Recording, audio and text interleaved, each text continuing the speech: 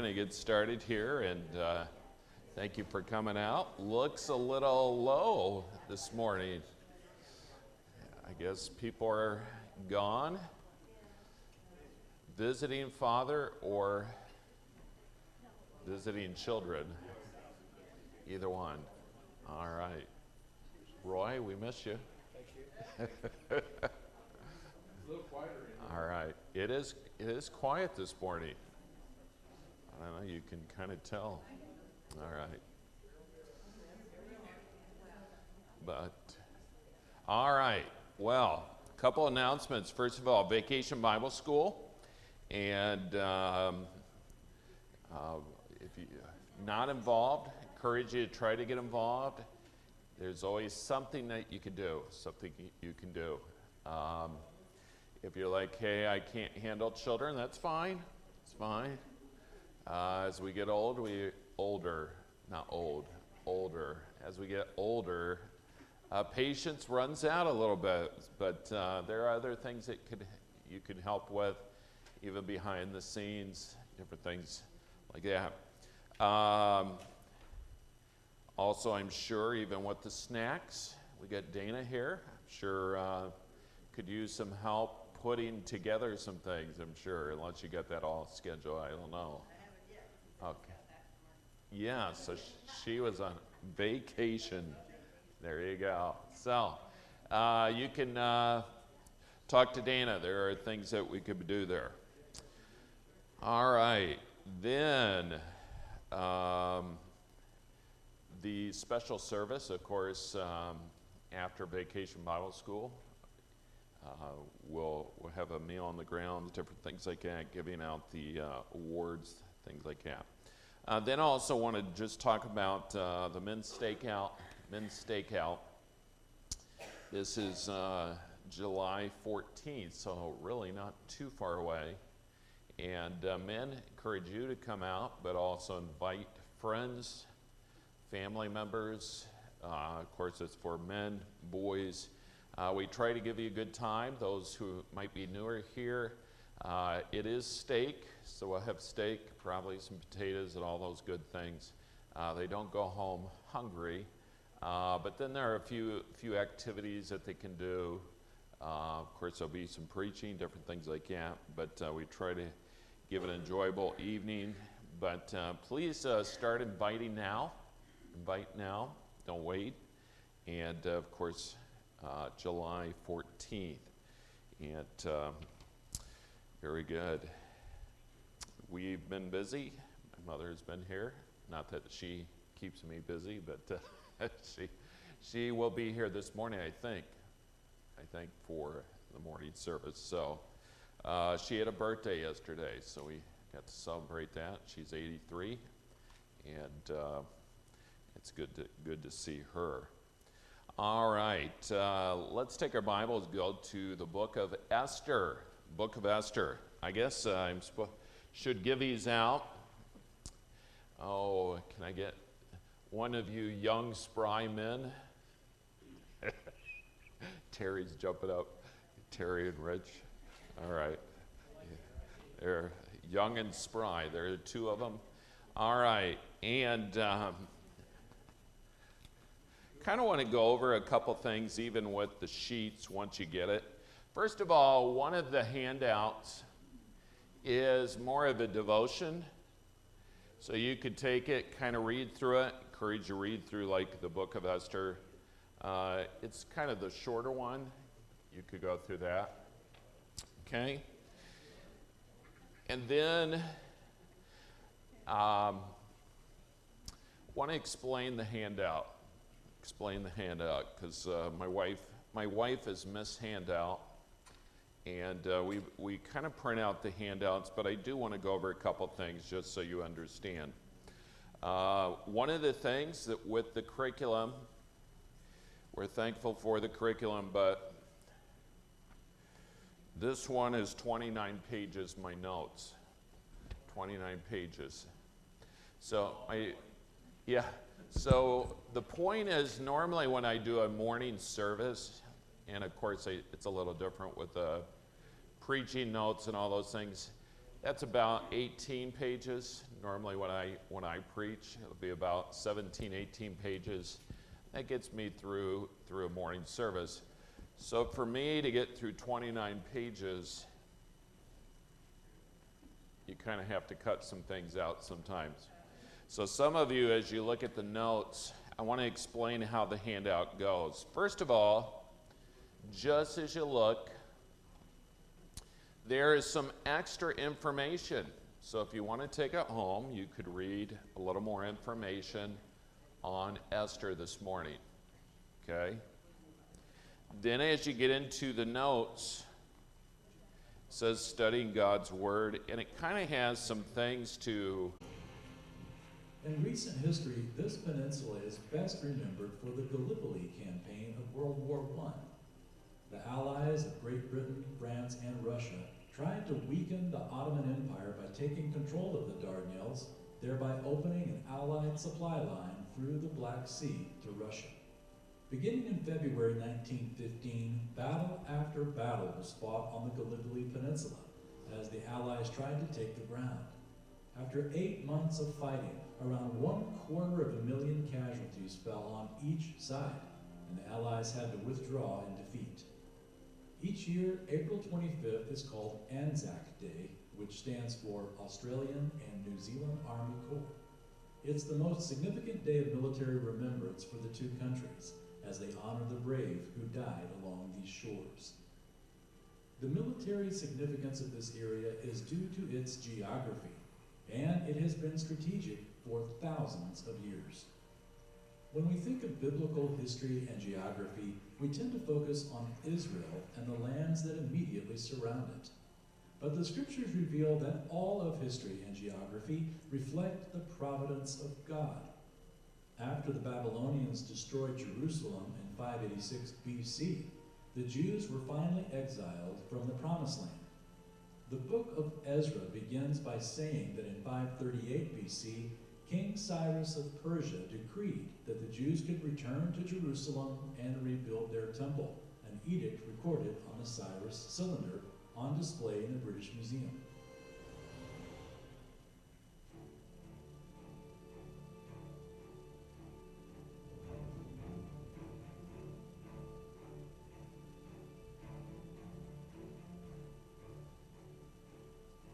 About that time, the Persians also tried to extend their control over Greece, and the Greeks responded in a growing revolt, which later Persian kings tried to squelch. The armies of the Persian king Darius invaded Greece in 492 BC, but ultimately suffered defeat 2 years later at the Battle of Marathon. Darius's son, Xerxes, also named Ahasuerus in the Bible, vowed to avenge his father's defeat, and the book of Esther begins as Xerxes held a banquet for all his army and officials as sort of a pep rally to gain support for the second invasion of Greece. In 482 BC, Xerxes headed toward Greece with a massive army. They arrived here at the Dardanelles, what was then called the Hellespont. A city that guarded this strategic strait of water was ancient Troy, a city made famous by Homer's epic, the Iliad. Troy's enviable location throughout millennia was confirmed when archaeologists discovered 46 occupational levels totaling 9 different cities. We also remember Troy for the legend of the Trojan horse recorded in Virgil's epic poem, the Aeneid. A model wooden horse stands today in Troy for visitors to see, and another horse, which was used in the 2004 feature film, stands by the Dardanelles, or the waters of the Hellespont. According to legend, the ancient Greeks hid inside the wooden horse and snuck out after the unsuspecting Trojans brought it inside the city walls. When Xerxes arrived at the Hellespont, he entered ancient Troy and sacrificed 1,000 cattle here at the Temple of Athena in preparation for the invasion of Greece.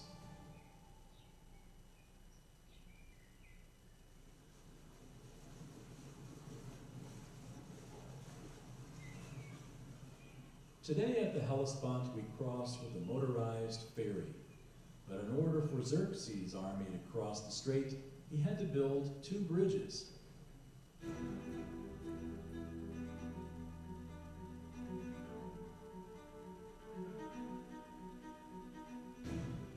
After a storm destroyed both bridges, Xerxes was so angry that he beheaded the bridge builders and had his soldiers curse the sea and punish it by flogging it with 300 lashes and branding it with red-hot irons.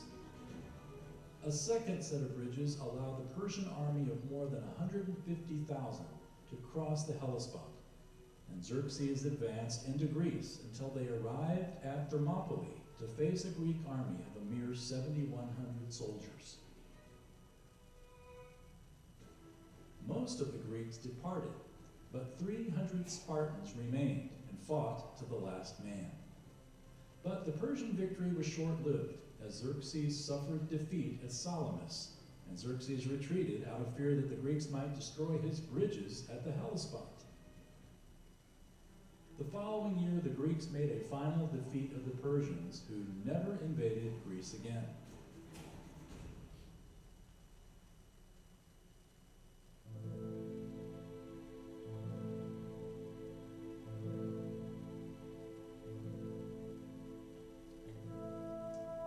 King Xerxes was defeated, and the historian Herodotus notes that Xerxes began to pay attention to his harem.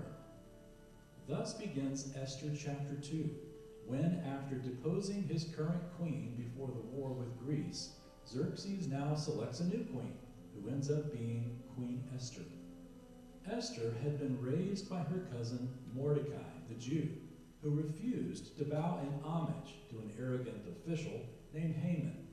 So Haman plots revenge on Mordecai by going to the king and asking that all Jews be killed. The fickle king agrees and makes the decree, but neither he nor Haman knows that Queen Esther is also a Jew. When Mordecai hears of the decree, he tells Esther and orders her to use her position as queen to plead with the king on behalf of her people. But there was a problem about going before the king without being summoned. Listen to Esther's words to Mordecai in chapter 4, verse 11. All the king's servants and the people of the king's provinces know that for any man or woman who comes to the king to the inner court who is not summoned, he has but one law, that he be put to death, unless the king holds out to him the golden scepter so that he may live. And I have not been summoned to come to the king for these 30 days. Esther's concern was understandable. She was married to Xerxes, a man who wasn't terribly stable in his reactions. Remember, it was right here that Xerxes killed his engineers when his floating bridge was destroyed by the storm. It was Xerxes that had the water flogged. Esther tells Mordecai, "You only go see this king when you're called, or you could be killed." And Esther hadn't been called for a month. Plus, the king's already shown that when a queen doesn't toe the line, she can easily be replaced.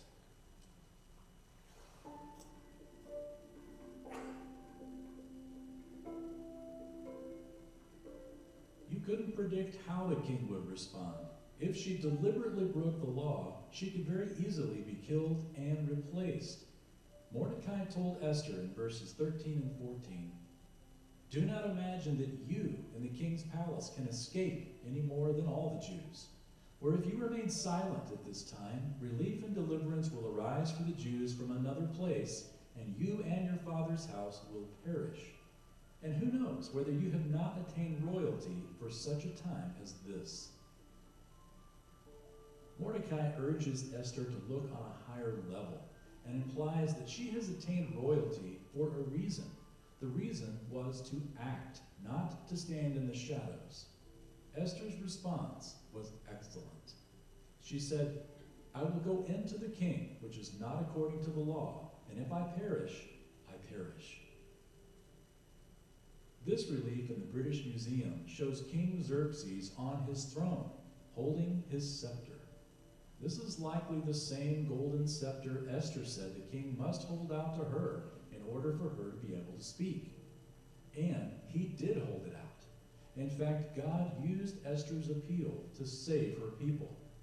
And couriers were sent throughout the Persian Empire with an edict that warned the Jews so that they could defend themselves.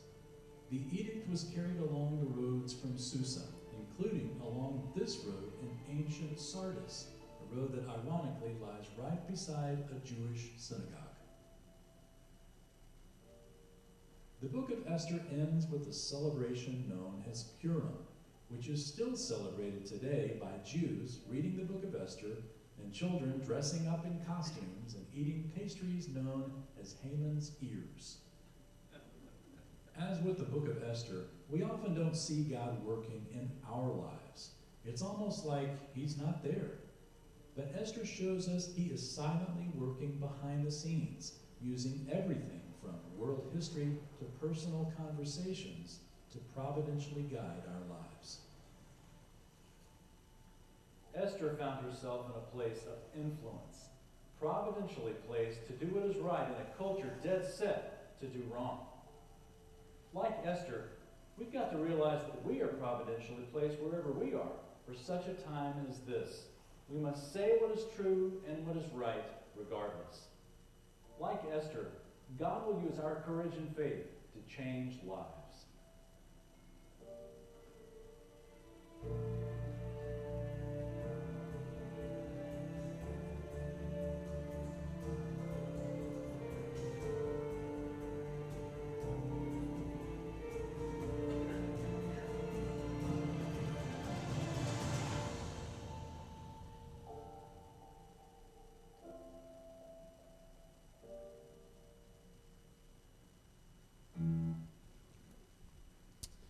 All right. How many of you have been in that area of the country? Anybody? Even military? All right. So sometimes when you hear the different names, how many have heard some of those names in history? All right.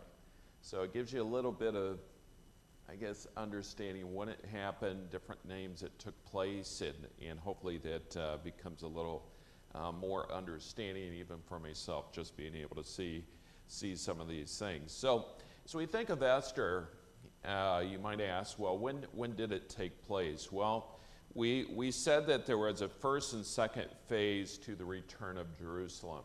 And this is really when Esther would have taken place. It was around 467 BC. And so it was during all this, the people being taken from Israel and, of course, returning to Israel. And that's where it took place. And so she becomes queen. And so we look at Esther chapter 2.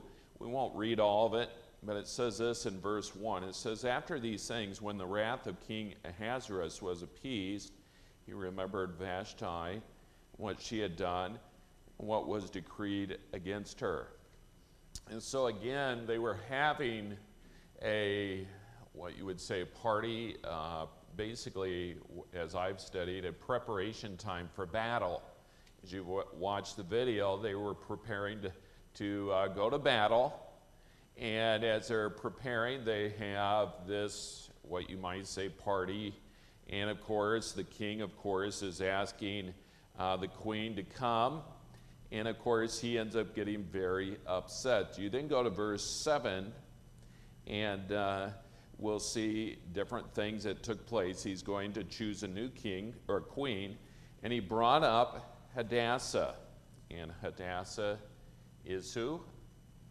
Esther, okay, that is Esther, his uncle's daughter, for she had neither father nor mother, and the maid was fair, beautiful, whom Mordecai, when her father and mother were dead, took for her own daughter. So it came to pass when the king's commandment and his decree was heard, when many maidens were gathered together into Shushan the palace to the custody of Haggai, that Esther was brought also into the king's house to the custody of Haggai, keeper of the women. And so we understand this. And so you look at this, and who is Mordecai then with Esther? Uncle? Cousin, all right? Cousin. Actually, the cousin. Now, a lot of times we kind of think it's an uncle because he's what? Older. So somehow, there was a difference in age.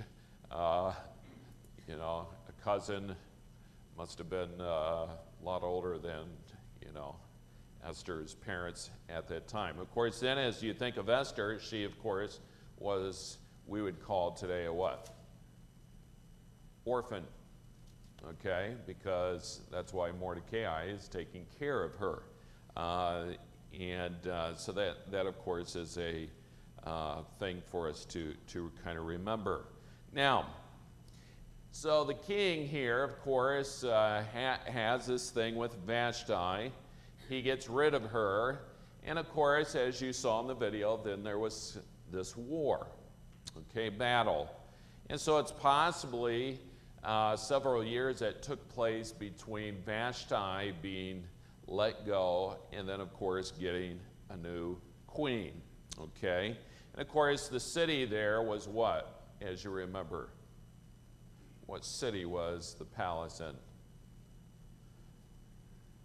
Susa, okay, Susa there. And so you've got Mordecai, and of course he was a great-grandson of one of the exiles. And he, of course, is related, cousins here, and he is taking care of her. Now, as you think about that, how did Hadassah come to be known as Esther? How did she get that name? Any thoughts? Could be a trick question. Who knows? Okay, a Persian name. And so it doesn't really tell us, as you read the story, it doesn't tell us how she got the name, but her Hebrew name for Myrtle, and that would have given away her heritage. And so this was kind of a secret, and so the name Esther is given to her, whoever gave it to her, and Esther means what? Let's see if any of you remember. Okay, star. So Esther has that name of star. It's a Persian word for star, and who knows, with the play of words, different things like that. And so how was she treated in the palace, as you think about that? Because these are important things.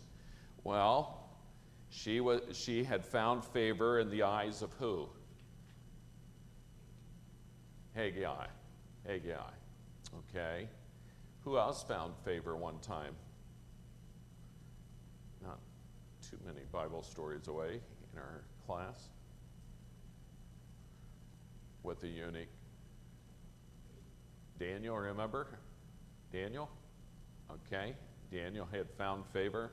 Remember, he didn't want to eat the king's meat, and there was some favor there. And of course, for all of us, this is part of the story. Who is in control of these things?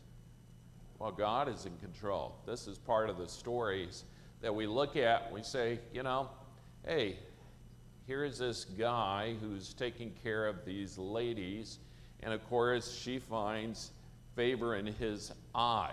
Okay, you would see that in verse 9. He gave her special treatment, okay? And as she was given special treatment, she was given special attendants. Do you remember how many attendants she had? 7, okay. And of course, that's kind of a word, number, complete, different things like that. And so she was given special attendants, special quarters, all right? So she had found favor with this man who ends up taking care of her, gives her advice. Of course, this is all part of the story because God is in control of these things, and this is how God is wanting to work. Now, so you think about how God works. Sometimes we think, well, if God wants it, he could just do it like that, right? Snap his fingers and it'd be done. But God many times uses what to get his will done? People, all right? And of course, people, that's kind of where we have to wait. Sometimes we're kind of thinking, well, why doesn't God just do it now? Well, God is working through the people's lives. He's teaching them lessons. He's doing all these different types of things. And so here is Esther, when you think about it. She is being prepared. See if we can remember this. How long was she being prepared before going before the king? A year. Wow. I mean, you think about that. Treatment. Hey, let's get our face, our wrinkles stretched out. Put the creams on. So she has a whole year. Of course, some of these things could have been just teaching her different things, how to act in the palace, all the different things. And so we then have another individual that, as you think about this man Haggai, God uses him. God is using him in her life, but she is also given advice as she goes before the king. He says something, the effect, hey, if you do this, this is going to catch the king's, notice. He's gonna see you. Something's gonna make you stand out.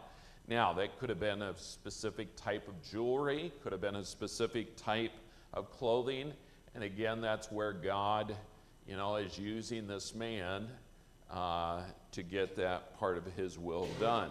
And so, really, as you think of the different characters, how God is working, let's turn over to Proverbs 21. As we already heard in the video, this is one book that you would find God is never mentioned in the whole book. God's not mentioned. Of course, God is there. He's working, though. He's still working in their lives. Even though people will reject, even as we think of wicked nations that reject God, God is still using those nations to get his will done. And so just because he's not mentioned does not mean that he's not involved. And so as we remember Proverbs 21, verse 1, it says, the king's heart is in the hand of the Lord, as the rivers of water. He turneth it whithersoever he will. And so God has the heart of the king in his hand, okay? And of course, God is working these things. These are part of God's character, part of his attributes.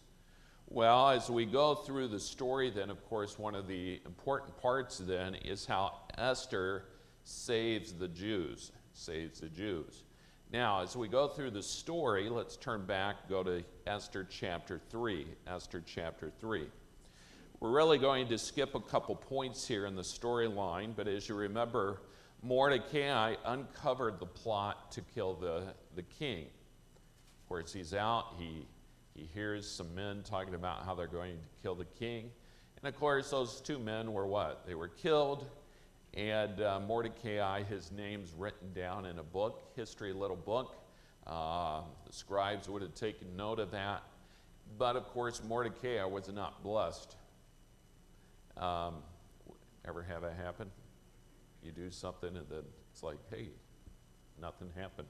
So, you do something at work and it's like, wow, they didn't recognize that. Well, here's a big deal. I mean, he's saving the king's life. And of course, it's not, it's kind of forgotten.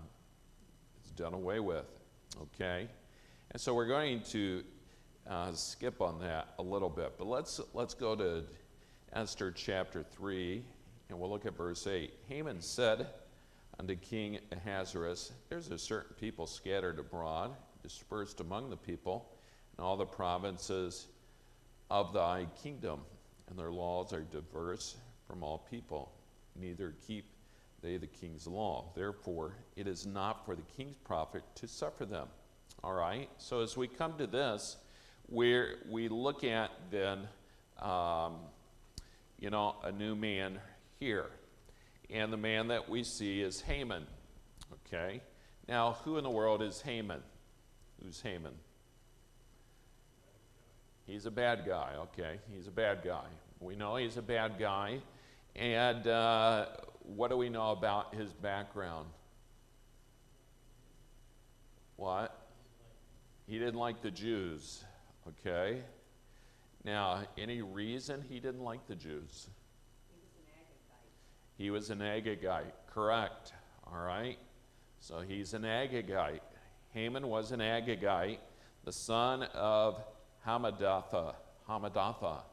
Okay? You can see if I pronounce that right. All right, but you ask yourself, who in the world is this, and who are the Agagites?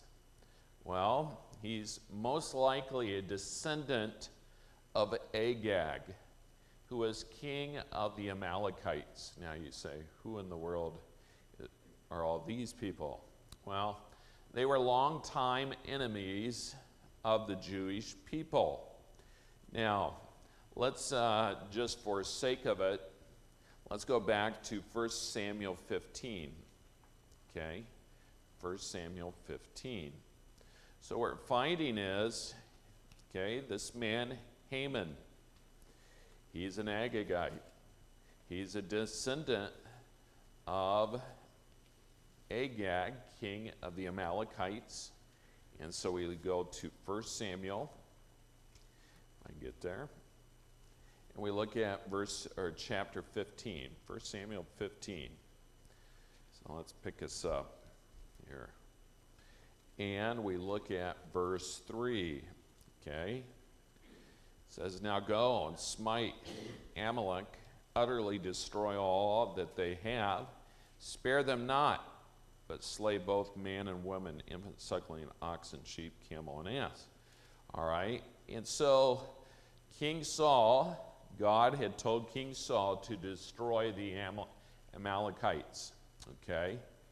And, of course, did Saul do that? No. Saul failed to obey the command, and so his disobedience led to the loss of his kingdom. Now, of course, now, because of that, what's happening later in history now, if you kind of put it here? God told Saul, do away with them. He said, I'm not going to do that for whatever reason. Of course, Saul loses his kingdom, but because he did not do it, what's taking place in the book of Esther? Haman. Haman is now trying to wipe out the Jews. Okay, do you see how that kind of works a little bit in the story? And so, understanding what is taking place here, okay, who this man is, okay? Now, I would encourage you, read through the whole book here. Of course, it's not a long book, but you can kind of see the things that are taking place. And so, you got this man, Haman. As we would say, he's not a good guy. He's kind of a bad guy. But we now understand some of his background, and he has a personal, thing against the Israelites. He wants to get rid of them. He doesn't like them. It's part of his history. And so here he is. He's talking to the king, and he uses the king's pride really to make this law. Okay? He's kind of saying, hey, there's this group of people that don't like you, they don't keep the rules, they don't do all these things. And so also he offered the king a large sum of money. He gave him 10,000 talents of silver. That would have been a lot of money, no matter when you live, but that was a great amount of money. And so he gives him that, and of course he uses the king's pride. Now, understanding some of these things, even with the book of Daniel, you would look at it and you say, well, if the king made a decree, then why couldn't he just stop it? Some things you would have been taught in history class 60 years ago. What was that? All right, Medes and Persians. Okay. And it's also the law, basically law in that day. If they made a law, they had to do what? Obey the law. So if he made a law, he had to stick with it. Like Daniel was thrown in the lion's den. Remember, the king didn't want to do it, but he still had to do it. Why? It was law. He made the decree. And so these are some of the things that are taking. So he's kind of using the king's pride. He's manipulating him. And so finally it takes place. Now, of course, as you think of the study here, the question is, did he have any indication that he knew what people it was? Well, it kind of seems he doesn't, but most likely in the final reading of the decree it probably would have been there, but that would have been an unclear thing, because that's a question that kind of comes up at times about this. And of course, as we remember, the queen ends up having some times where she's trying to get with the king. And then that's the question with Mordecai. Hey, do I go in front of the king? If he doesn't raise his scepter, then I'm going to what? Die. Okay, and so you have to, think about that part of the story. And in our video, you would have seen the type of man that she was dealing with. Okay, I mean, they had complete power. We understand the nature sometimes. They build some bridges, of course, across that body of water.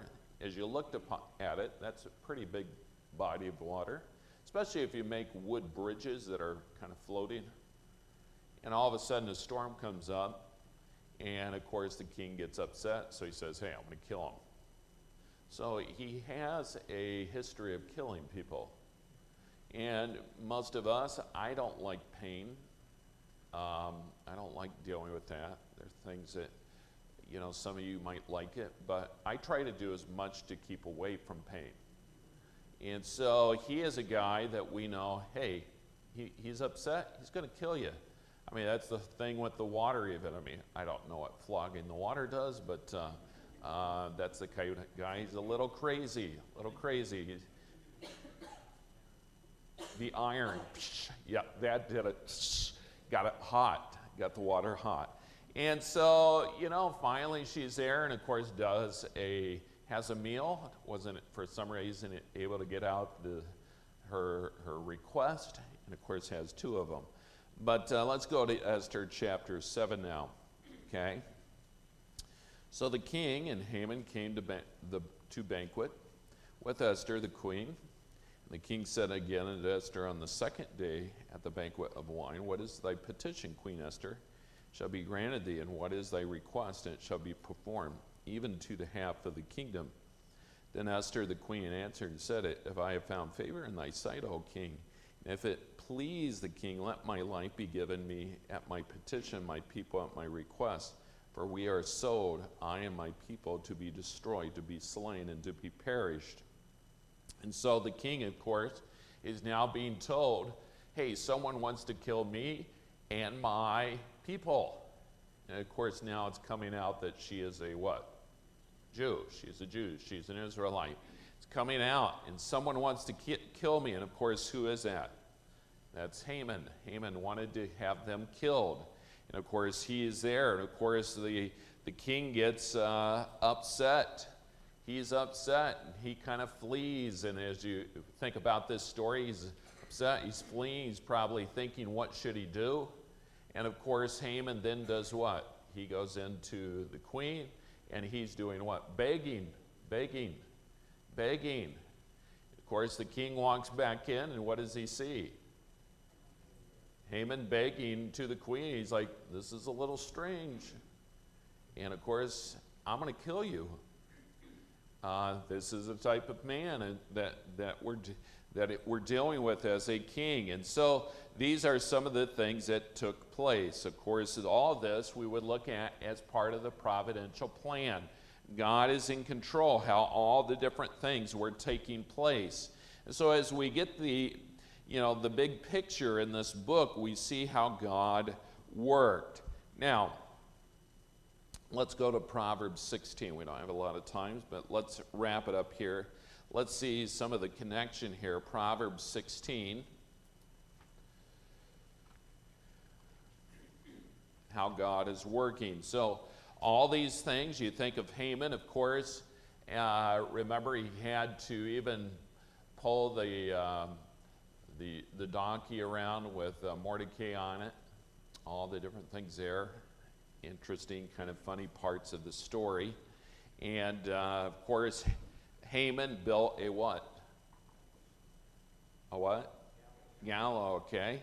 And of course, he's thinking that's going to be for Mordecai. And of course, we understand who in the end was put on that.